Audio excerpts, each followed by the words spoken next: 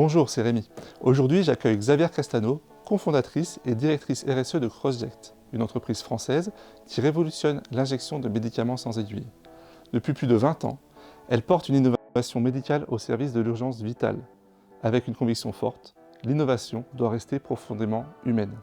Bienvenue pour ce nouvel épisode de Trop Humain.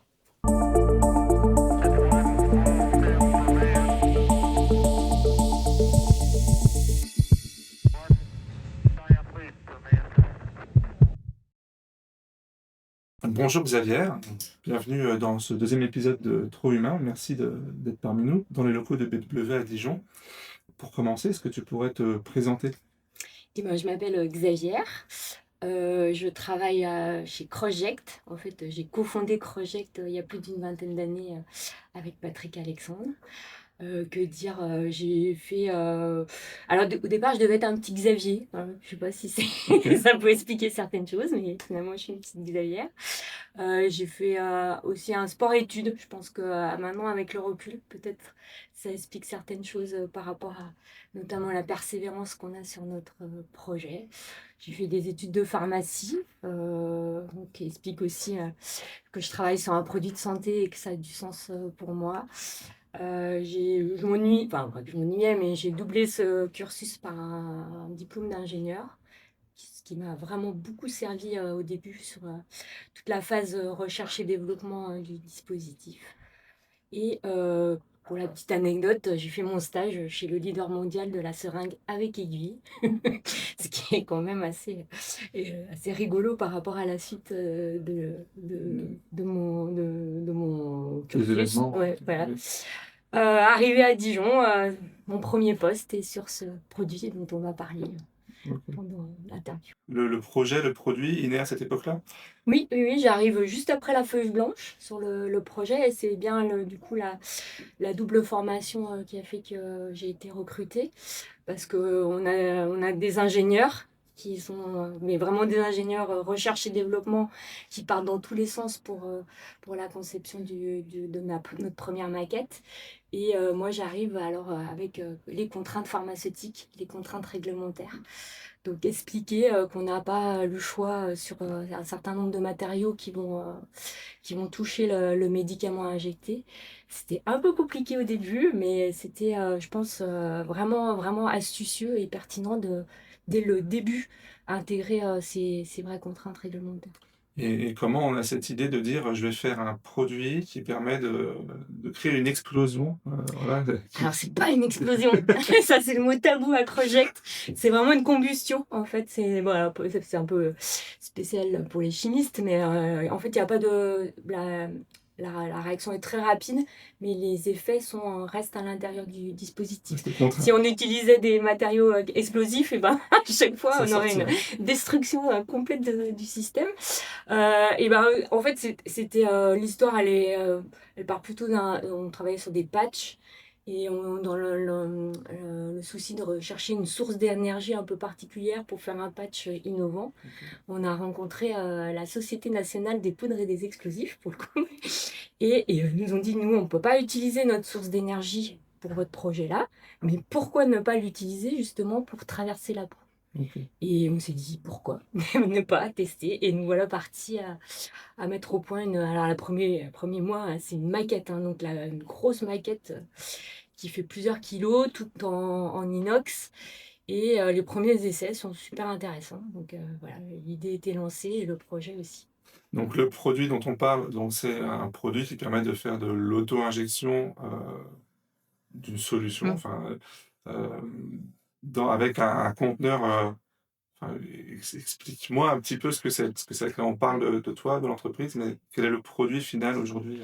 Alors au départ, on n'était pas tout à fait encore sur sur ce besoin-là. Ce qu'on voulait, c'était injecter sans aiguille. Alors je pense que c'est plus pour éviter les piqûres accidentelles, pour avoir quelque chose d'assez simple à utiliser. Mais il y a plus de 20 ans et avant le Covid, s'auto-injecter, c'était pas forcément hyper encore dans les mœurs, on va dire. Mhm. Il y avait quand même le médecin prescripteur, l'infirmière. Mais nous, on s'est dit ça pourrait être utile. Alors, on est plus parti. La première idée, c'était sur la vaccination. Et pour pouvoir... alors, c'est déjà utilisé par les militaires, hein, mais des grosses bonbonnes de gaz à côté. Et ça fait... L'autre jour, j'ai croisé un monsieur, il m'a dit: «Ah, mais moi, j'ai fait l'injection sans aiguille. On m'a vacciné il y a 40 ans.» Mais c'était des systèmes pas du tout ergonomiques C'est et faciles à encombrant, utiliser, voilà. Et donc, on est parti sur... donc, nos premières discussions avec des laboratoires pharmaceutiques étaient plutôt sur ces applications. C'est beaucoup plus tard qu'on est venu sur l'auto-injection et le fait de faciliter ce geste pour pouvoir faciliter la vie des patients. Ok. Avant d'aller plus loin sur le produit et l'entreprise, j'aimerais bien faire un petit focus sur l'actualité. Vous étiez à l'Élysée les 15 et 16 novembre dernier, donc Ouais. il y a une semaine aujourd'hui. C'est comment la déco de l'Élysée? Ah ouais, c'est somptueux. Non, c'est vraiment, j'ai été vraiment surprise. En plus, ils nous avaient placés dans la salle du Conseil des ministres. Donc, c'était une place d'honneur. Non, non, je sais pas, on s'en rend pas compte finalement à la télé, mais ça, c'est le problème avec les médias. C'est un vrai palais. C'est très grand, très joli. C'est bien. Enfin, ça représente vraiment la France. J'étais très contente de pouvoir visiter le temps d'un week-end, d'avoir mon bureau là-bas pour plus représenter Zénéo. Donc vous étiez parmi les 122 élus Oui, d'entreprises innovantes du fabriqué en France. tout à fait. Euh, c'est un moment où c'est un moment où vous faites une démonstration de vos produits, ou ça vous permet de vraiment mettre en avant, de faire peut-être un petit peu de réseau, Ah, c'est un peu tout à la fois. En fait, il y a plusieurs séquences dans le week-end, entre guillemets. Donc, on a eu toute une phase d'installation le vendredi après-midi. Il y avait un vernissage le vendredi soir, donc, en présence du président Macron. Et là, il y avait beaucoup, beaucoup de représentants des pouvoirs publics. Donc, c'est à ce moment-là que c'est intéressant de discuter. Alors, j'ai trouvé les gens très abordables. J'ai pu échanger avec quand même 2 ministres, ce qui est pas donné de façon informelle, que c'est pas donné à tout le monde, dont un qui nous connaissait, donc c'est aussi satisfaisant.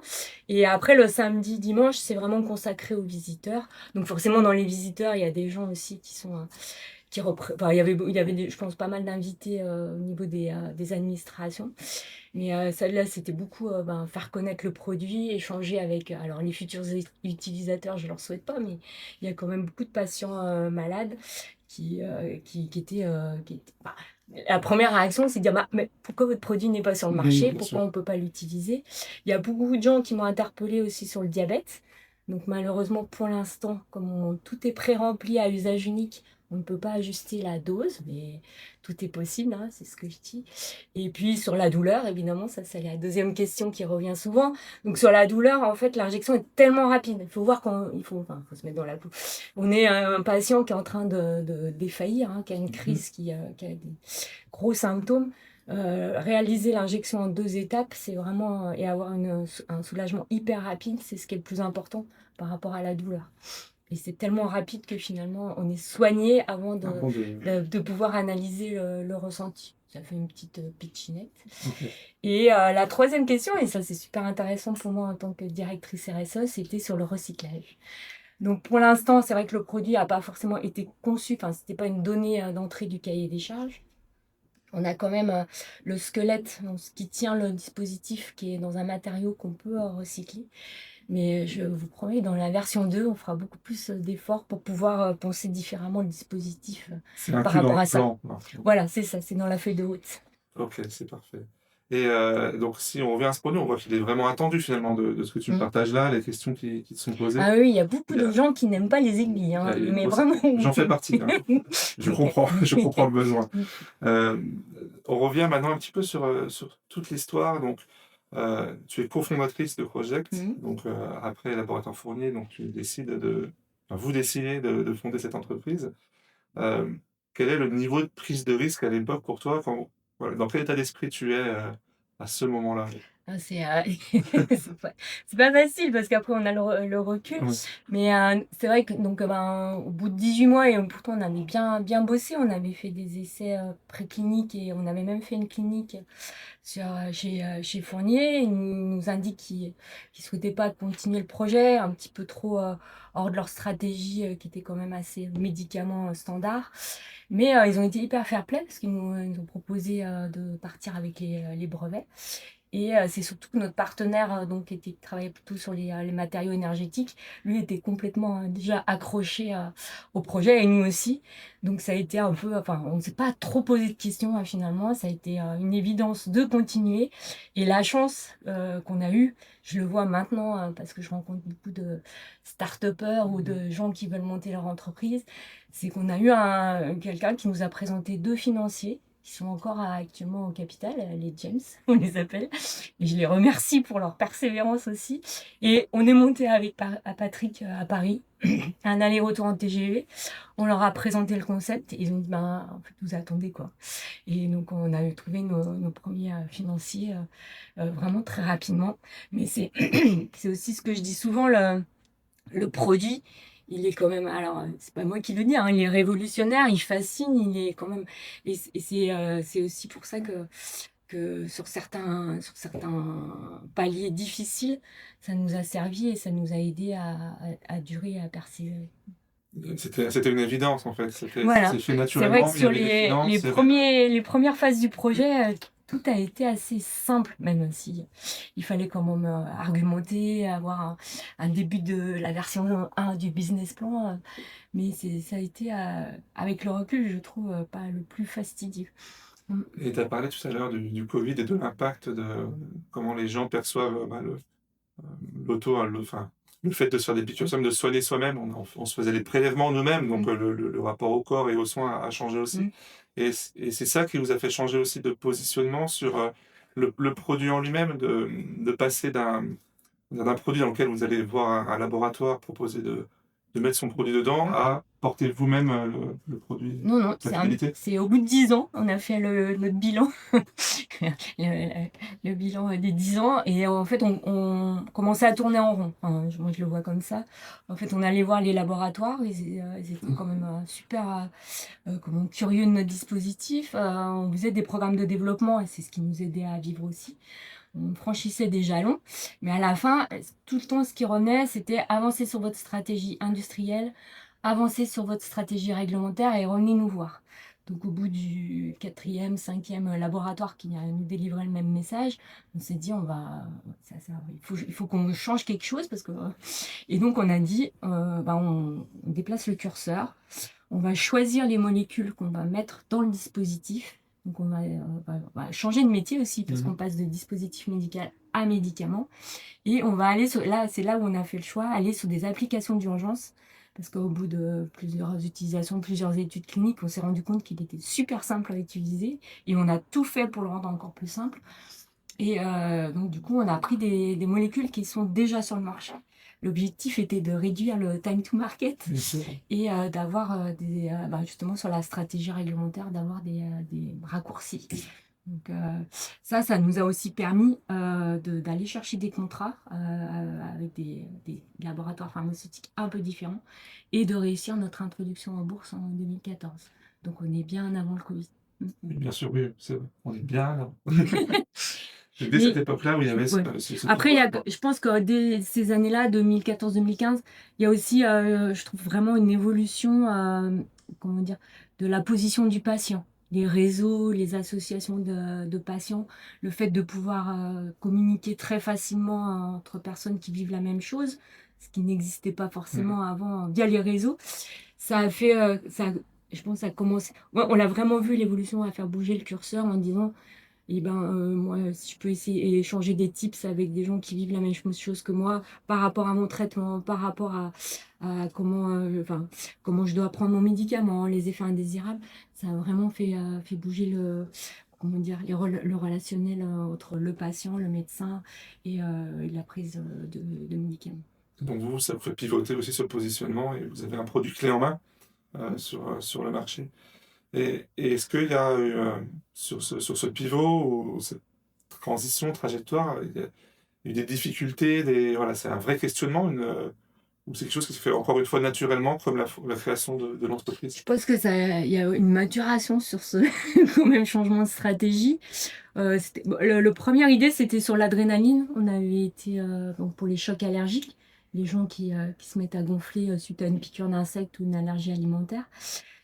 On avait eu plusieurs contacts en disant le stylo injecteur, le moyen qui est utilisé le plus fréquemment actuellement, ils ne sont pas très fiables, c'est compliqué pour les patients. Il y a des morts, hein, il y a des gens qui n'arrivent pas à se soigner efficacement. Donc, on a eu plusieurs échanges avec plusieurs labos, plusieurs business développeurs, et on s'est dit, il y a peut-être quelque chose. Donc, c'était la première idée. Et c'était quoi la question? Je ne sais plus. C'était l'idée, mais derrière Ah oui. la mise en pratique, le pivot, est-ce qu'il est... Oui, quelle difficulté ça soulève assez en fait, compliqué. Après, on était une toute petite boîte en fait. Je pense, à cette époque-là, on était 25 à peu près. Mais parce qu'il a fallu du coup changer de culture en fait. Fabriquer un dispositif médical et fabriquer un médicament, c'est quand même deux métiers, même s'il y a beaucoup de convergences, similitudes, différents. Et faire un médicament, c'est finalement beaucoup plus compliqué avec le recul aussi que de faire de mettre à disposition un système d'administration pour les laboratoires pharmaceutiques. On a déplacé pas mal de responsabilités sur les études cliniques, sur toute la formulation du médicament, sur tout le dossier réglementaire finalement qui est beaucoup plus lourd. Et il a fallu, ça nous a pris avec Patrick, je dirais bien 12-15 mois pour établir tout le plan de développement, dérouler tout ce qu'il fallait faire en plus pour devenir médicament, finalement.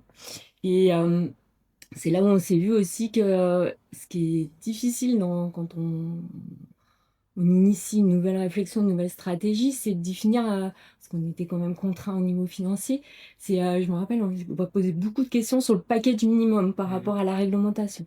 Et on s'est rendu compte que notamment les grands groupes pharmaceutiques, ils font toujours un petit peu plus que ce que n'est demandé réglementairement, donc pour sécuriser aussi tout ce qui est fiabilité, tout ce qui est efficacité. Donc nous, ça a été un vrai cheminement pour se positionner par rapport à ça. Et parce que c'est vous qui portez maintenant la responsabilité de la validation de la molécule. Elle est un ça. peu modifiée pour être Alors on a intégré cette remise à plat galénique parce qu'elle fait partie finalement de l'innovation aussi. Donc après, les formules sont connues, hein, on les cherche dans la biblio. Ce qu'on a essayé de faire aussi, c'est un peu de les améliorer, puisqu'on avait été sur des produits qui étaient déjà existants, donc des, entre guillemets, vieux produits. Donc par exemple, sur l'adrénaline, on a changé certains excipients pour la rendre plus stable. Donc ça fait partie du package, entre guillemets, et ça peut aussi... Enfin, ça fait vraiment partie de l'innovation. On a un programme sur l'hydrocortisone. L'hydrocortisone, actuellement, elle existe dans un flacon en poudre. Maintenant, nous, on l'a mis en solution, elle est directement dans notre Zénéo. Il faut voir que le patient, quand il fait une crise, donc c'est lié à une pathologie au niveau rénal, quand il doit passer de flacon de poudre à je me fais une injection, il a 17 étapes à suivre. Si on découpe toutes les étapes. Et il est en situation de crise. Donc c'est beaucoup compliqué. Et sur ce projet-là, il y a eu un vrai lobbying des patients qui ont vu notre produit et qui ont essayé de contacter des laboratoires pour dire il faut absolument faire quelque chose pour nous, même si la maladie, elle est limite orpheline, donc ça veut dire qu'elle ne touche pas un grand nombre de personnes. C'est aussi eux, et c'est là où on voit le déplacement du curseur du patient, et que le patient maintenant est quand même a vraiment un rôle à jouer dans la prise en charge de son traitement. Donc nous, on est parti sur l'hydrocortisone aussi, qui est un petit peu décalé dans la feuille de route, mais qui avance pour mettre notre système pour faciliter la vie de ces patients. Là, on va un peu dans la technique de l'explication, mais quelque part, le produit, c'est un produit qui sauve des vies. Ah oui, tout à fait, ça fait partie de nos valeurs, nos raisons d'être. Voilà, quelle est la part de ce curseur dans l'ADN de Project, dans toi, dans ta passion parce que c'est un métier passion, j'imagine. Oui, oui, complètement, sinon. Moi, je dirais presque 100%. Hein, alors, il y a des matins, on n'y pense pas, mais quand on échange avec des patients qui ont déjà vécu des choses compliquées par rapport à leur pathologie, tout de suite, on se dit, oui, il faut qu'on continue, on avance, on ira jusqu'au bout, on s'accroche, malgré les étapes réglementaires qui sont quand même complexes pour une PME, parce qu'on est 110 salariés. Et en fait, moi je le dis souvent, on est 110, mais on doit faire le travail d'un gros laboratoire pharmaceutique où ils sont plusieurs centaines, voire plusieurs milliers. Donc c'est ça qui est compliqué. Et puis on apprend en marchant aussi, donc c'est forcément plus long. Le réglementaire sur une mise en marché, donc là, vous l'avez bien engagé aux États-Unis. On en parlera tout à l'heure sur un produit en particulier. Mais en Europe et en France, Si on doit noter, on prend une balance, c'est plus compliqué, c'est pareil de côté, C'est pareil, moi, avec le recul, mon analyse, c'est que c'est vraiment culturel. Si on parle des Américains, ils sont venus à Dijon, hein, ils sont venus voir le Zénéo, ils ont vu le produit, ils ont vu ce que ça pouvait, comment ça pouvait simplifier plein de choses, et ils ont dit, nous, on veut le produit. Donc on leur a dit, il n'est pas tout à fait fini. Ils ont dit, c'est pas grave, on va vous accompagner sur la fin du développement. On veut vraiment signer un contrat.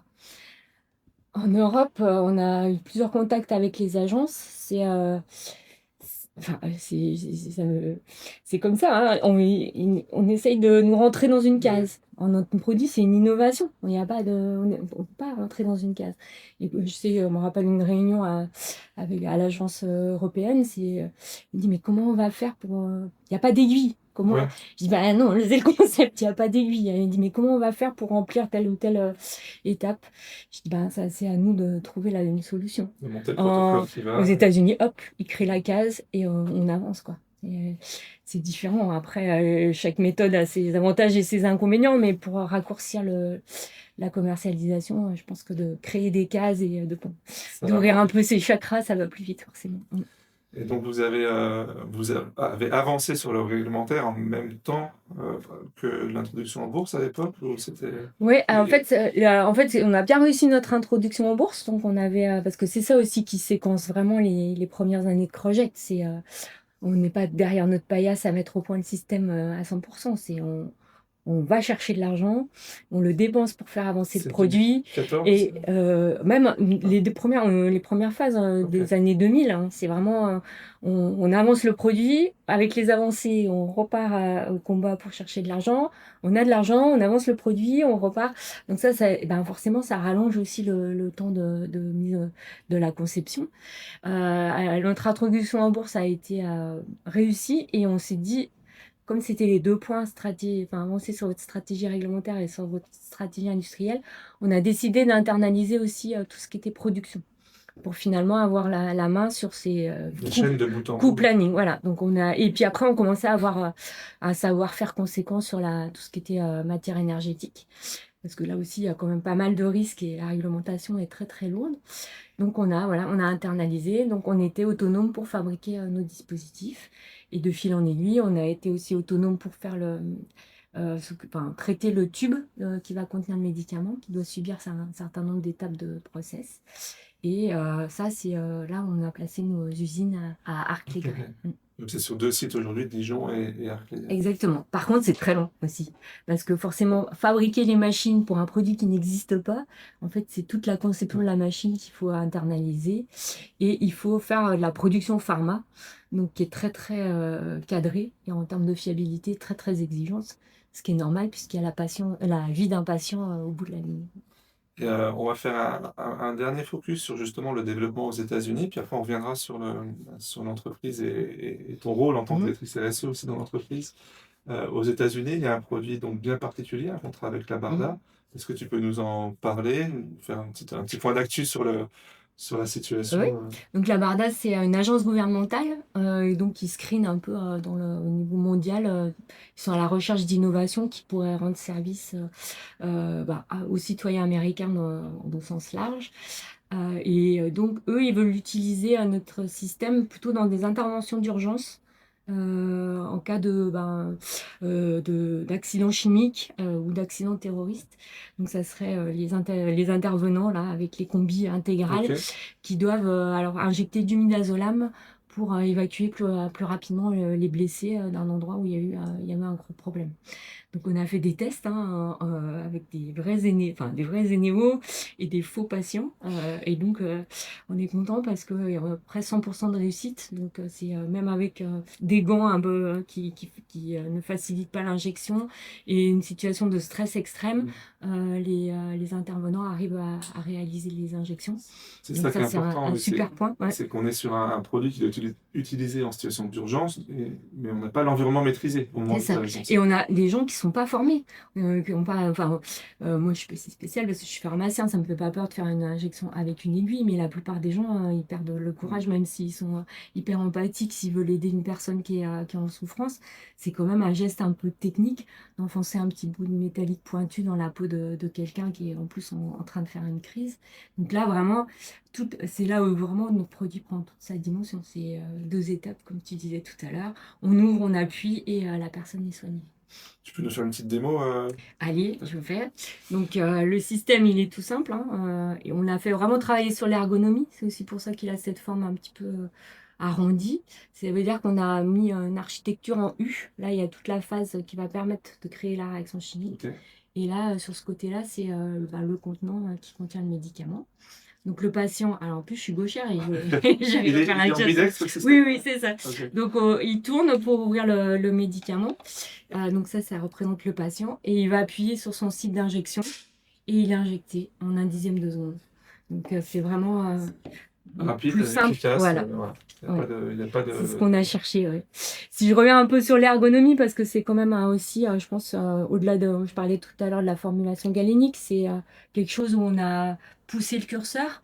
Donc c'est pareil, la réglementation vient des États-Unis. Il y a eu maintenant beaucoup de travail sur les facteurs humains, parce qu'on s'est rendu compte des mésusages qui vraiment avaient un vrai impact sur la santé, malgré le fait d'avoir une bonne prescription. Certaines façons de prendre le médicament ou d'utiliser certains dispositifs médicaux pouvaient vraiment être délétères. Donc nous, on a travaillé, voilà, on a mis juste 2 chiffres pour que ça soit le plus simple possible. On a mis un petit peu de rugosité sur le dispositif, parce que quand on est en train de faire une crise, on a les mains qui tremblotent, peut-être un petit peu de sueur, et voilà, ça permet de vraiment bien tenir le dispositif. Là, ça paraît tout bête, vous voyez, il est finalisé, mais le bouchon, on a fait pas mal d'allers-retours pour définir sa forme, une espèce de forme en goutte. Les flèches aussi, on est sur quelque chose de trop humain. D'indiquer via des flèches qu'il faut tourner, ça paraît évident, mais c'était pas si évident. On a dû bien les concevoir. Est-ce qu'il fallait les mettre dans un sens, dans l'autre sens? Et à la fin, c'est cette petite étiquette là qui est obligatoire, Ok. une obligation réglementaire, qui doit en fait pouvoir montrer au patient que le système n'a pas été utilisé, ou après, quand elle est déchirée, qu'il a été utilisé. Et on a fait beaucoup de tests.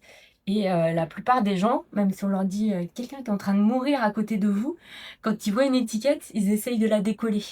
Il a fallu vraiment travailler sur la forme de l'étiquette pour voir qu'elle se scratchait quand on tournait, et que donc il y avait l'objectif, c'était vraiment Elle est là, mais elle n'est pas d'injecter. bloquante. Ouais. Voilà, c'est ça. Et donc ça, c'est ce qui nous a posé. Donc c'est marrant parce qu'on travaille sur quelque chose d'hyper technologique, on crée une réaction chimique, et finalement on a quand même aussi passé pas mal de temps sur la définition de l'étiquette. C'est ça qui est intéressant, tout ce que tu expliques là, c'est toute la difficulté de concevoir un produit tel que celui-ci, c'est que c'est pas juste on injecte une molécule facilement, c'est toute la conception même de l'ergonomie et de la prise en main de quelqu'un qui n'a jamais touché l'objet C'est ça. qui doit Donc être ça, c'est efficace. toute l'interface externe, mais je peux vous dire qu'à l'intérieur, si on démontait le dispositif, il y a vraiment le pendant, et ça a été, il y a vraiment des sous-ensembles qui sont en équilibre.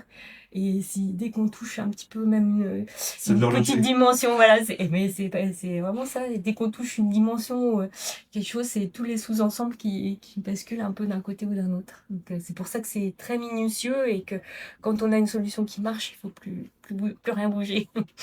On voit, il s'est passé beaucoup de choses en 20 ans entre la partie introduction en bourse, réglementaire, etc. Et dans tout ce temps-là, tu as quand même pris en charge la partie RSE. Dans une entreprise en plus en croissance, comme tu disais tout à l'heure, vous êtes passé de 20, 30, 40, 50, vous êtes aujourd'hui plus de 110 salariés, il me semble. Oui, c'est ça. Comment ça se passe? C'est quoi? C'est un état d'esprit RSE qui est natif? C'est un process qui est venu se mettre en place dans la vie de l'entreprise? À quel moment? Alors, la petite histoire, vraiment la première fois où j'ai entendu le mot l'acronyme RSE, c'est juste après l'introduction en bourse. Donc en post 2014, et c'est donc notre l'interlocuteur qu'on avait parce que c'est tout un process de rentrer en bourse, qui m'a appelé et qui dit Xavier, je t'appelle, je voudrais savoir en termes de RSE, où en êtes-vous à Croject? Et là, de quoi il me parle? J'avais pas du tout conscience de ce que c'était. Donc il me dit vu ton silence, je pense que c'est pas très très mature. Je dis oui, voilà, j'ai un peu botté aux touches. Et je suis vite allée voir sur internet ce que ça englobait. Bon, ça a été commencé à être dans ma tête. Par contre, c'est vrai que là, on était vraiment en post IPO, donc on était concentré sur la réorganisation, sur le programme pharma. Donc, c'est pas un sujet que j'ai pris à bras le corps. Et c'est souvent comme ça, je pense, c'est des sujets qui reviennent. Donc, en 2016, on a décidé de définir les valeurs de l'entreprise. Donc là, c'est pareil, au début, j'étais pas convaincue. Je me suis dit, c'est un truc de grand groupe pharma, c'est particulier. On a fait alors on l'a fait en interne, entre guillemets, à la bonne franquette, entre guillemets. Et c'est vraiment, je trouvais ça c'était fort. Alors, on croit pas à l'intelligence collective, mais les trois verbes qui sont sortis de ça, ose, persévère, innove. On avait différents groupes et ça a été quand même comme une C'est vraiment des évidence. marqueurs Voilà, c'est ça. forts Ils sont dans la culture. sortis alors on n'était une cinquantaine à l'époque, mais ils sont vraiment sortis. C'était flagrant. Et pour sauver des vies, bien sûr. Mhm. Et ça, déjà, c'est une autre étape vers la RSE, finalement, de marquer ses valeurs, surtout que nos valeurs, elles sont quand même vraiment orientées sur l'humain. Et j'ai fait une présentation à France Chimie. Et il y avait la responsable RSE nationale, voire qui avait aussi des responsabilités européennes à la fin de cette. C'est comme quoi, c'est des petites choses qui déclenchent souvent un changement, un projet. Elle me dit je crois que Creuset, vous êtes très mature en RSE. Et du coup, ça a fait écho à mon silence de qu'est-ce que c'est la RSE. Et là, je me suis dit, ok, on est mature en RSE, je veux voir, il faut qu'on avance sur le sujet. Donc, on a commencé comme chaque nouveau projet, on a fait un diagnostic. Et après, c'est ce que constatent beaucoup d'entreprises. Il y a beaucoup de choses qui existent, qui font partie de la RSE, mais qui ne sont pas formalisées. Donc, on avait finalement de bons résultats. Donc, après, c'est l'étape de formalisation. Et puis après, c'est aussi l'étape d'expliquer pourquoi c'est important, pourquoi c'est devenu stratégique pour Project de travailler là-dessus et de finalement partager avec toutes les parties prenantes cette façon. Alors, la définition, il n'y a pas de définition parfaite au bout de toutes ces années, mais pour moi, c'est une façon de travailler, c'est presque une philosophie. On peut dire plein de choses, mais c'est vraiment, je pense, alors on dit dans l'ADN, c'est un peu galvaudé, mais ça fait vraiment partie de notre produit et c'est sincère l'histoire. dans la création d'entreprise, dans la vie d'entreprise, dans l'objectif de l'activité. Donc Il y a plein de si on le regarde sous la 360, il y a plein de choses qui disent que c'est une bonne philosophie pour notre produit et pour toutes les parties prenantes avec lesquelles on travaille. Donc la partie mise en place, formalisation, ça a été un révélateur de choses qui étaient dans l'ADN ou voilà, de base dans la création, on va dire, dans l'objet même de l'entreprise. Ce qui nous a poussé aussi, parce que on est toujours en train de chercher des financements, c'est que les financiers, les investisseurs ont pris ce sujet-là quand même à bras le corps. On peut leur reprocher plein de choses, de vouloir gagner de l'argent, mais ça c'est leur métier. Mais donc on est audité par un organisme, une banque d'affaires qui s'appelle Etifinance, qui est mandaté par ces investisseurs. Et en 2019, quand on a découvert ça et qu'on a regardé, notre note n'était pas terrible. On avait 19 sur 100. Mais pourquoi? Parce que on ne communiquait pas sur le sujet. Dans notre rapport de gestion, il n'y avait pas de paragraphe RSE pour expliquer ce qu'on fait ou ce qu'on allait faire. Et donc voilà, on a aussi cette évaluation qui a bien cadencé notre amélioration, notre progression RSE. Jusqu'à le mettre dans la trajectoire, tu en parlais tout à l'heure, de l'évolution même du produit, des matières premières utilisées, etc. Et est-ce que tu as d'autres exemples qui illustrent aujourd'hui des actions concrètes des dernières années sur sur la mise en place de la politique RSE? Alors, on est très. En rencontrant d'autres entreprises à l'extérieur, et c'est aussi une des vertus de s'ouvrir au monde extérieur, on est vraiment on va dire bien avancé tout ce qui est études qualité de vie au travail. Parce qu'on en est à notre 3e étude. Là, j'ai Ok. présenté les résultats en COMEX hier. Donc, c'est quelque chose, ça y est, c'est rentré dans les process project. Donc, tous les 2 ans, on fait une évaluation et on se laisse. Ça aussi, je trouve, ce qui est important dans la RSE, c'est que c'est déconnecté des urgences quotidiennes qui sont liées à la commercialisation du produit. Moi, j'aime prendre le temps sur les problématiques. Alors, parfois, parce qu'il n'y a pas de budget, mais aussi parce que je veux pas, il faut forcément impliquer les salariés. Je veux pas là, que ça, dans leur tête, ça devienne une charge du en plus en plus. Donc, sur la qualité de vie au travail ou sur la mobilité douce, parce que c'est un sujet aussi qui me tient à cœur. Ben, on a un groupe de travail interne, on se réunit quand on a besoin, quand il y a vraiment des choses à changer ou à acter ou à partager. Mais c'est quelque chose qui peut durer 1 an, c'est pas grave. Finalement, l'essentiel, c'est qu'on fasse avancer le sujet et qu'on le fasse bien avancer. Ça va faire la peine de faire des allers-retours, de cranter des petites choses qui ne rentrent pas finalement dans le changement de comportement des salariés. Donc, voilà, c'est aussi cet aspect, de douceur ou vitesse assez sereine qui est important pour moi dans la RSE. Et est-ce que tu penses qu'avoir toujours ce réflexe d'impact sociétal, environnemental d'une démarche ou d'une innovation ou d'un nouveau levier dans l'entreprise, est-ce que tu as l'impression que ça freine l'avancée de l'entreprise sur certains points business, ou est-ce que tu penses que ça donne d'autres arguments, d'autres angles pour avancer Ah oui, différemment? non, non, je pense pas du tout que ça freine, hein. Il faut vraiment, c'est un réflexe à avoir. Après, moi, ce que je me dis, il faut pas que ça soit pénalisant. Si sur un cahier des charges ou sur un nouveau projet, malgré le fait qu'on regarde tout, l'énergie existante, la recyclabilité, le réemploi, les fournisseurs, comment ils se positionnent par rapport à cette RSE, il faut poser les questions. Parce que des fois, même en posant la question, finalement, on fait réfléchir à son interlocuteur. C'est très rigolo parce que, on parlait alors là, sur le bilan carbone, nous, à nos visiteurs, quand ils arrivent, on leur pose la question. Vous êtes venus comment? En vélo, en transport en commun, en voiture, quel type de voiture? Et les réactions des gens, ils se remettent en cause. Alors que moi, je Oui. leur demande pas du tout de remise en cause, mais ils disent, ah, maintenant que je sais où vous êtes, la prochaine fois, je prendrai le tram. Et c'est ça que je trouve que c'est important d'essayer d'initier, de créer. Des fois, c'est juste en posant le problème finalement sur la table qu'on le fait avancer. Oui, en parler, c'est déjà C'est déjà beaucoup. avancé. Oui. On va revenir à toi, Oui. parce que dans toutes ces casquettes-là, cofondatrice, directrice RSE, on voit tout ce qui s'est passé dans l'intervalle. Et on va faire un petit focus, femme dirigeante, forcément.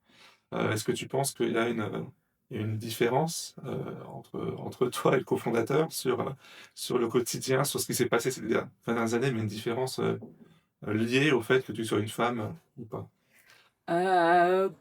Alors, Amenée comme ça, la ouais. question, bon, elle est un peu...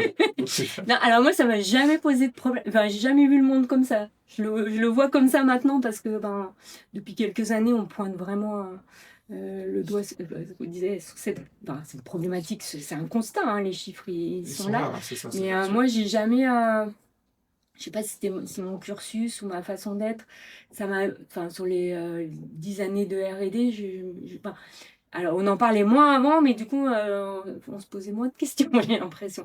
Mais oui, alors avec Patrick, on est vraiment très très différents. Donc c'est pour ça aussi, je pense qu'on est associés parce on est complètement complémentaires. On travaille sur des sujets différents. Lui, il est très finance. Moi, je suis pas trop finance, mais c'est très bien. Et ça pose question quand très souvent on est la seule femme. Dans plein d'instances ou de réunions, ou même encore au jour d'aujourd'hui, on peut se retrouver une seule femme avec 50 interlocuteurs masculins. Après, alors je sais pas si c'est l'expérience, mais je me retrouve dans un rôle où finalement, on me demande je vois que je peux aider certaines personnes à être plus légitimes.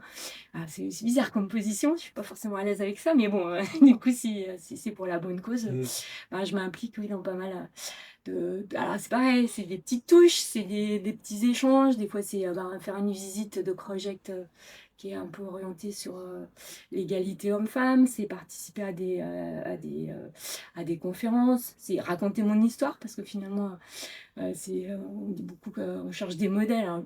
J'ai pas l'impression d'être un modèle, mais en racontant un peu l'aventure project, il y a des personnes qui se disent c'est possible. On t'a déjà fait un retour comme ça de rôle modèle, on t'a déjà dit, Xavier, j'ai fait ce que j'ai fait parce que j'ai vu ton parcours, Ouais. ta prise de parole. Oui. Le petit moment égo. Ouais, Tu peux alors ça, parler c'est pas terrible. Hein. Mais je sais que j'ai présenté le fait juste mes études. Et dans une école d'ingénieur, il y a 2-3 jeunes filles qui m'ont dit ouais, j'ai choisi cette école parce que vous nous avez donné confiance. Donc c'est extrêmement bizarre, mais ça marche. Donc oui, j'essaie. C'est pas le truc où je suis plus à l'aise, mais c'est comme ça. c'est factuel, c'est là, vrai. et ça se repose sur tout le parcours qu'on use depuis tout à Oui, l'heure. oui, ou des fois quand j'ai des interventions, des gens qui viennent. Alors c'est souvent à part, parce que pas mal de. Alors, soit sur le produit, parce que c'est vrai que le produit fascine aussi. Donc, je me rappelle 3 petites étudiantes dans 3e qui sont revenues, mais bien après, en me disant mais votre truc il est génial et tout. Donc, ça, c'est vraiment aussi. Mais c'est motivant, c'est toujours un peu un effet miroir qui est agréable parce que on encourage les gens, mais le fait qu'on encourage les gens, ça nous encourage à continuer. Ouais, plus loin. Donc, ouais. Et c'est un milieu qui est très masculin, medtech, pharma. Tu parlais tout à l'heure au milieu de 50 hommes sur des réunions. Ouais. Ouais. Alors ça dépend les domaines en fait. En RSE, bizarrement, il y a quand même pas mal de femmes. Je ne sais pas quoi conclure de ça. En finance, c'est quand même très très masculin, encore et toujours. Et sur certains, alors moi je grogne tout le temps maintenant, c'est un automatisme, puis je le dis. Sur certains, je trouve que je suis pas forcément pour une parité réglementée, mais on voit quand même que c'est ce qui fait avancer les choses. Et après, des fois j'en veux, mais maintenant je verbalise. C'est toujours pareil, dire les choses. Quand quelqu'un est responsable d'ouvrir un concours avec des prix, tout ça. Je dis pas forcément faire 50-50, mais faire l'effort de mettre en avant des femmes parce qu'il y en a. Alors après, il faut peut-être passer plus de temps à les chercher.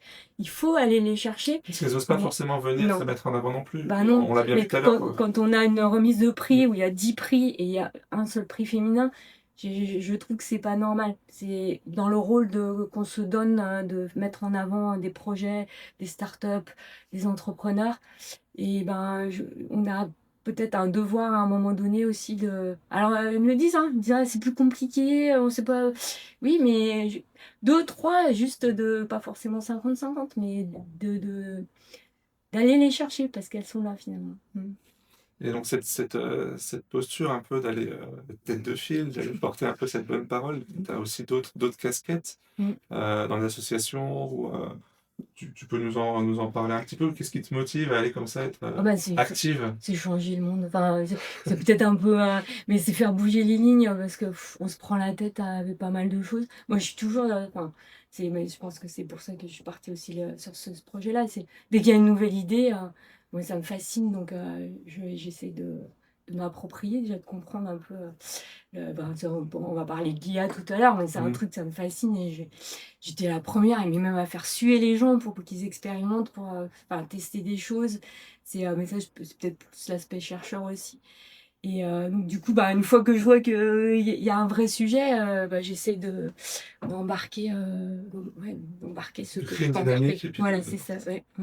Le rôle modèle, il est aussi là, hein, c'est Mais c'est plus fort que moi finalement, sur certains trucs. Enfin, je vois à Crojec, il y en a qui se disent, mais elle va encore nous prendre la tête avec ça. Mais quand on explique que c'est pour la bonne cause et qu'après, ça fonctionne sur les économies d'énergie, sur certains façon de nous à Project, on essaye de recycler, réutiliser, mettre à disposition des salariés le maximum de choses. Il y a beaucoup de choses en pharma qui sont utilisables une fois, parce qu'après ils sont pas plus conformes ou plus stériles. Ou alors il faut se poser la question si on peut les réutiliser. Il faut faire des tests et justifier qu'on peut les réutiliser. Donc forcément, c'est plus lourd que de jeter le truc qu'on a acheté et qu'on a utilisé une fois. Mais moi, j'essaie vraiment que ça soit ancré et que ça soit tout le temps. Donc c'est vrai que sur tout un tas de packaging, mais même des fois des saches, des choses toutes bêtes, on envoie un mail, on dit est-ce que ça intéresse? Est-ce que vous voulez récupérer? Est-ce que quelqu'un a une idée pour réutiliser ça? Donc je sais que nous, on a des boîtes où on met nos tubes. Et alors, il y a des gens qui les utilisent pour ranger leur fromage au frigo. Il y en a qui pour pousser leurs plantes, pour ranger des trucs. Donc après, l'humain, il est inventif. Et il va voir, nous, on n'arrive pas à se détacher. C'est pour une boîte pour la pharma, mais il en faut une utilisation diverse et variée. Donc, et c'est sur tous les sujets qu'il faut avoir des idées, pousser, tester Et c'est là qu'on voit que c'est sincère, c'est automatique en fait. Ouais. C'est pas fabriqué. Ça devient peut-être un peu lourd des fois, mais oui, c'est automatique. Ouais. Tu as parlé de l'IA, donc le but de ce podcast, c'est aussi de voir comment l'intelligence artificielle s'inclut dans le quotidien d'une entreprise, que ce soit une start-up ou une entreprise qui est un peu plus développée. Quel est aujourd'hui l'usage de l'IA on partira dans la prospective peut-être après, mais dans le quotidien de Project aujourd'hui, est-ce que tu as des exemples ou des choses qui ont changé grâce à l'IA ou à cause de l'IA?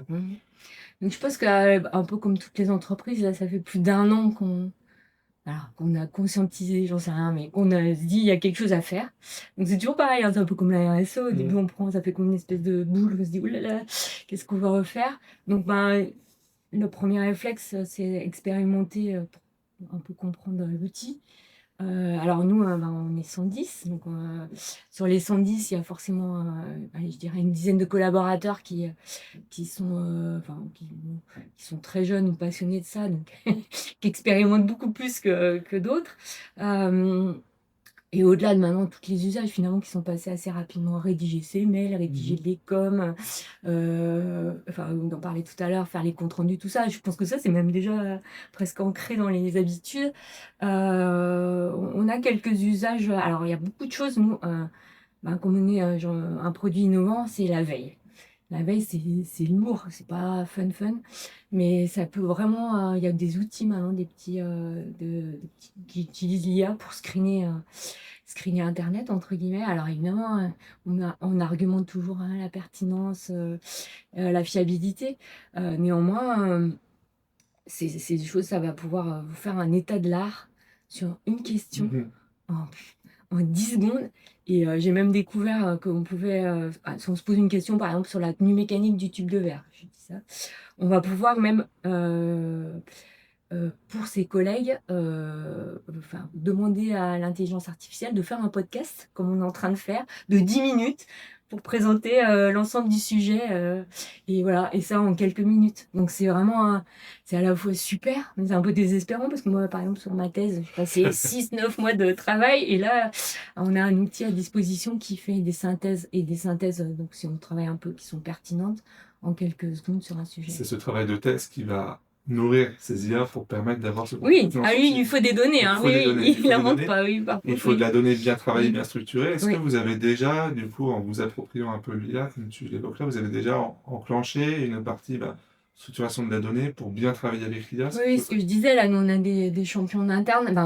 On a un réseau informatique qui contient, on a fait des milliers, des 10 000 essais sur notre dispositif pour vérifier sa performance. Donc, c'est ce que je disais, j'en discutais justement pour préparer ce podcast. Ils utilisent l'IA pour aller chercher les données sur le réseau et faire des compilations. C'est un peu plus rapide et efficace qu'un tableau Excel. Donc déjà, il faut aller chercher, parce que en 20 ans, je ne dis pas que le rangement informatique, il a bien évolué. Donc il y a beaucoup là-dessus. Et je pense que ça va vraiment être notre tête de gondole, entre guillemets, le premier sujet, parce que ces données, elles existent, elles font partie de ce qu'on appelle le Drug History File, donc toute notre bibliographie finalement. Et ce qu'on constate souvent, c'est quand on ouvre un sujet ou qu'on veut faire une synthèse, il y a toute une partie des vieux essais, entre guillemets, qui n'étaient pas pris en compte. Donc ça va nous permettre vraiment sur certaines problématiques ou sur certaines...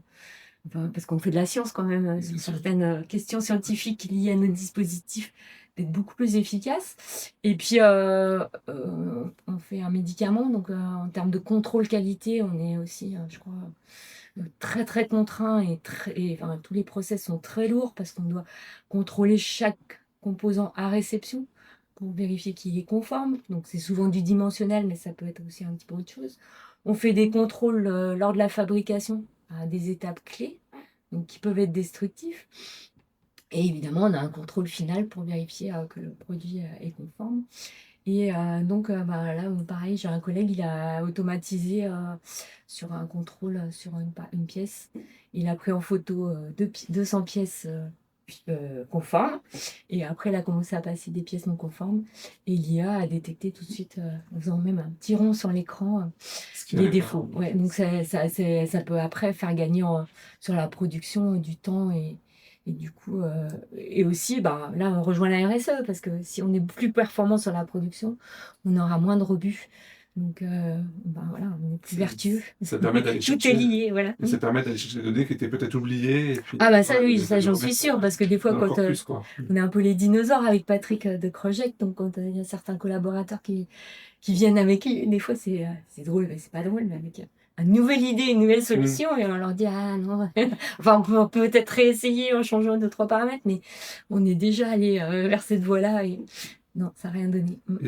Et le côté un peu peut-être antagoniste, IA, RSE, tu l'as en Non, moi tête? je le vois pas. Alors sur la consommation, je suis sûre. Enfin, oui, il faut là c'est pareil, il faut penser hyper global, hein.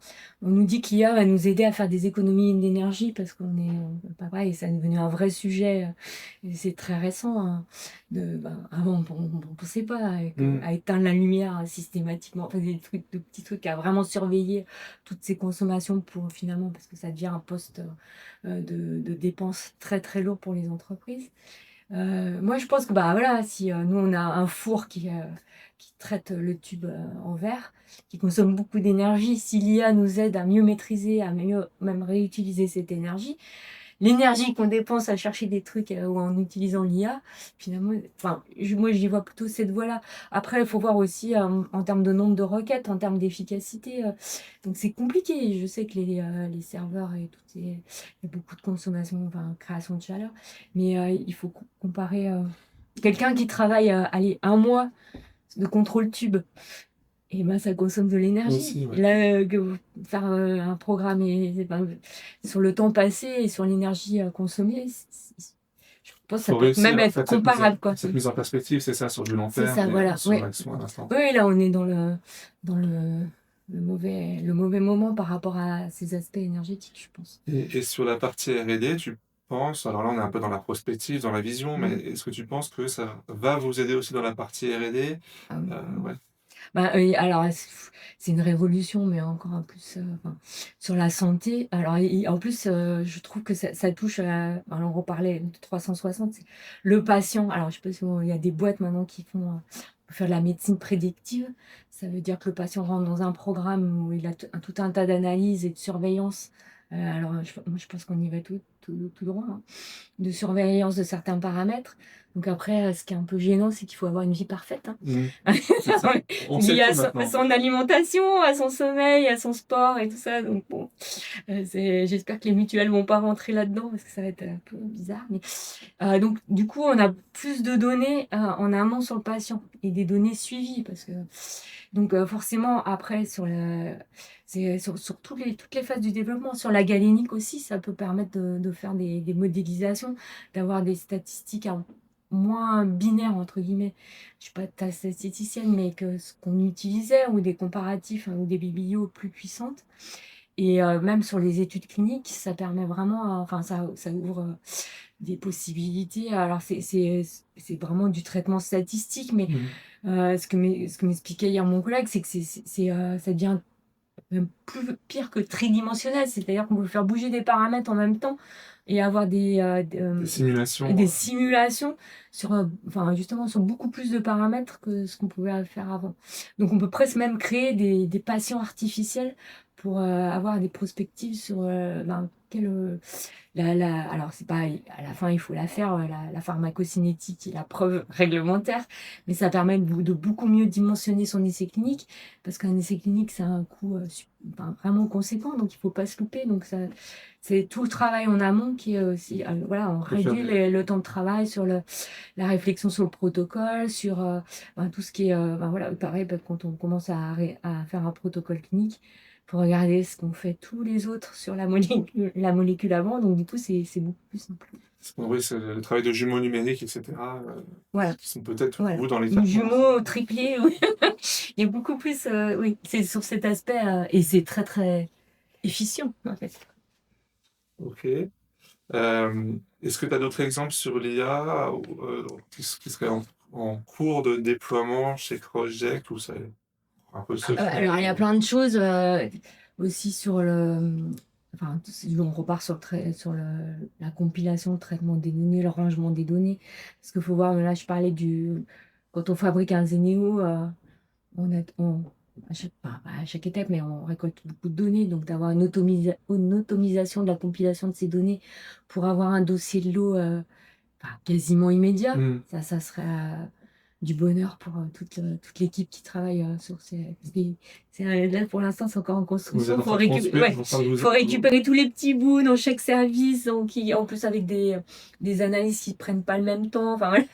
Donc, c'est vraiment une construction encore assez manuelle. Une vraie veille et une vraie appropriation dans toutes les verticales. Donc, ça, c'est vraiment en cours. Et après, sur la production aussi, ça peut être magique. Donc, ce qui est bien, c'est que nous, on a deux machines, enfin, on a des machines, on est en phase industrielle sur ces machines-là, mais on est en train de penser les versions 2 de ces machines, puisqu'il va falloir gérer le fameux ramp-up et augmenter nos cadences industrielles. Donc, sur ces machines-là, on va pouvoir vraiment avoir le champ libre et intégrer toutes ces petits plus liés à l'intelligence artificielle, et aussi embarquer les opérateurs, parce que c'est vrai que ça fait peur sur certains métiers, mais je pense que ça va être plus enfin, il y aura toujours besoin d'un humain à un moment donné pour, surtout nous avec nos matériaux énergétiques, pour surveiller la machine, entre guillemets. Donc, il y a une crainte ou une crainte que toi tu anticipes sur le métier en lui-même de certaines. Moi, je pense qu'elle est plus large, cette crainte, elle est liée au changement. C'est toujours pareil, hein. Il y a des gens à qui ça fait peur, mais c'est normal, parce que quand on ne connaît pas quelque chose, la première réaction, c'est d'avoir peur. Et après, il y a toujours le frein. Il y a même enfin, moi, il y a des collègues, hein, il y a un an qui disent ah, non, mais non, c'est trop dangereux. C'est un peu comme Internet à l'époque, et puis comme ça avec chaque sujet. Donc, après, c'est ça, c'est de plus accompagner les gens à franchir ce cap. Et aussi, nous, on travaille sur un produit particulier. Donc, on fait beaucoup bouger les lignes aussi en interne. On fait évoluer les gens, ils peuvent changer de poste. On a déjà intégré ce genre de choses. Donc, s'il y a une évolution qui est liée au métier et qui fait que le collaborateur doit changer de métier, veut changer de métier, c'est tout à fait possible. On a des passerelles en interne et c'est assez. Je pense que c'est une solution aussi par rapport au recrutement, au fait de garder les gens aussi en interne, en fait de gérer un peu les freins, parce que c'est vrai qu'il y a des gens à l'informatique, même encore à l'heure actuelle, c'est pas leur truc, c'est pas la peine de forcer les gens à rentrer dans quelque chose pour lequel ils ne sont pas aucune appétence. Quel conseil tu donnerais aujourd'hui à quelqu'un qui veut monter sa boîte, alors dans ton secteur ou pas?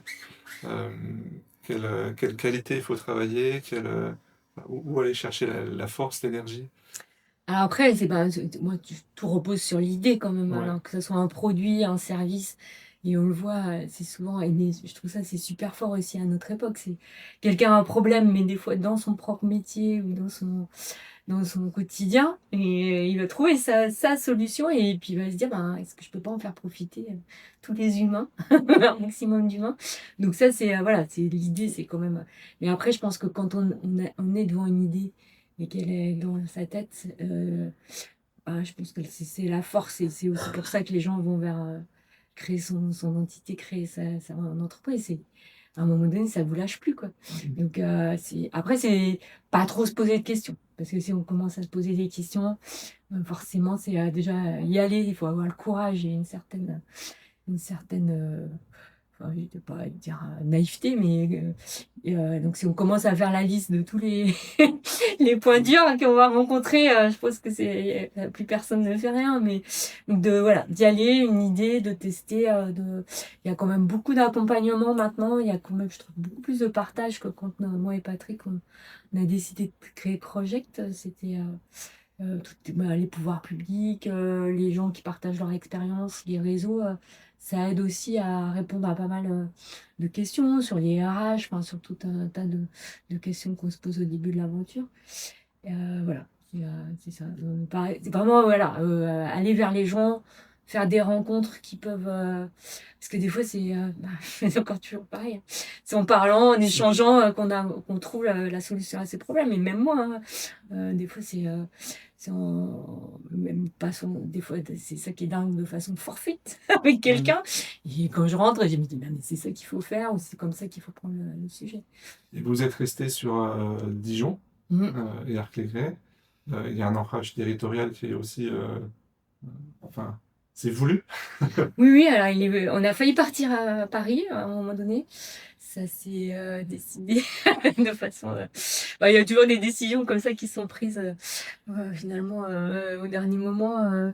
Nous, l'ancrage territorial, il était voulu du début, hein. On n'a pas voulu aller finalement se noyer dans la masse de projets à Paris. Mais il se confirme au fil de l'eau. On voit que. Alors, le Made in France, c'est bien, mais le Made in Bourgogne, Franche-Comté, c'est aussi important. Nous, on a nos fournisseurs qui sont vraiment dans un rayon. On essaye, non, c'est pas notre cahier des charges, mais si on peut aller voir un fournisseur, faire une réunion de travail et revenir dans la même journée, c'est un bon indicateur. Ça crée une force, ça crée une dynamique. C'est comme ça, donc c'est important. Et puis ce que je dis, c'est aussi quand on a un problème, maintenant qu'on est bien implanté, reconnu, qu'on nous dit on est un projet un peu modèle pour la région. Si on a une question, un problème, si on veut un expert sur telle chose, je pense qu'à via toutes nos parties prenantes, on peut avoir la réponse dans la journée. Et ça, c'est hyper précieux. C'est quelque chose. Il peut y avoir des points vraiment durs, des choses qui sont bloquantes. Et quand on peut les décoincer en une journée, sans utiliser l'IA, en utilisant le téléphone et l'humain, ça n'a pas de prix et ça peut vraiment sauver des entreprises. Et c'est quoi votre prochaine grande étape sur 2025? Alors, il reste un mois. Alors, on est toujours dans le dossier réglementaire. Alors, je fais souvent la comparaison avec un marathon. Et là, je dirais qu'on est dans les derniers kilomètres. Donc, forcément, c'est les plus fastidieux. C'est les plus challengeants. Mais on a des réunions de travail très, très fréquentes avec la Barda pour... packager. Alors, je peux pas donner de date. On aimerait tous que ce soit notre cadeau de Noël. On fait tout pour que ça rentre très, très vite dans le dossier. C'est beaucoup, beaucoup d'échanges, c'est beaucoup de travail. C'est très complexe aussi parce que il faut que tout le monde soit serein et en pleine confiance de ce qu'on va déposer, parce qu'on va vraiment être challengé sur le dossier. C'est pas la peine de déposer entre guillemets à l'arrache pour être retoqué et avoir 6 mois de travail en plus. Donc voilà, il faut que ça soit presque parfait et tout le monde sait que c'est compliqué d'atteindre la perfection. Okay. Et donc c'est ça, c'est le dépôt du dossier réglementaire. C'est vraiment notre focus. Beaucoup, c'est le même objectif pour tous nos salariés, presque nos fournisseurs, presque toutes nos parties prenantes sont là-dessus. Parce que ça serait temps quand même d'arriver au bout. Et c'est ce qui va... c'est l'objectif ultime, quoi. Si tu devais résumer un peu le parcours qu'on a repris de toi, de Project, en un seul mot, c'est compliqué. Non, oui. Après, on est dans le podcast trop humain, mais c'est l'humain. l'humain, ça, alors, je dirais c'est peut-être un peu plat ce que je dis, mais je trouve des fois, il y a certaines personnes qui l'oublient quand même. Et c'est ce qui fait tout. Enfin, l'idée, c'est l'humain, l'équipe, de faire avancer le projet, c'est l'humain, les rencontres et la motivation, c'est aussi l'humain. Donc, voilà, c'est la RSE finalement, c'est mettre Tout au à fait, centre ouais. l'humain pour pouvoir démultiplier les énergies et les forces. Voilà. Merci Xavier. Est-ce qu'on peut suivre l'actualité de Crossject sur les réseaux, Oui, sur le site internet? on essaie d'être assez offensif parce que c'est important justement pour toutes nos parties prenantes d'avoir des nouvelles, surtout à l'étape où on est. Donc des fois, alors on est très réglementé aussi sur la C'est la prise de communication. parole. Ça, c'est la cerise sur le Parce gâteau, qu'on puisqu'on est rappelle, coté en voilà, bourse. vous êtes coté en Donc bourse. on a des obligations. Notre contrat aussi américain nous oblige à faire certaines validations par les Américains. Donc je sais que des fois, certaines personnes ne comprennent pas qu'on ne communique pas plus, mais nous, on essaie de respecter nos obligations et d'être assez éthique par rapport à cette communication. Donc on vous suit sur LinkedIn. Oui, sur LinkedIn, sur notre site internet. Quand c'est un peu plus important, il y a des communiqués de presse. Ok. Après, je sais qu'on peut screener internet et trouver beaucoup de choses. Donc voilà, Ok. chacun utilise l'outil qu'il maîtrise. Eh ben, merci beaucoup pour cet échange et puis à bientôt. Merci, à bientôt, Au revoir. bonne journée.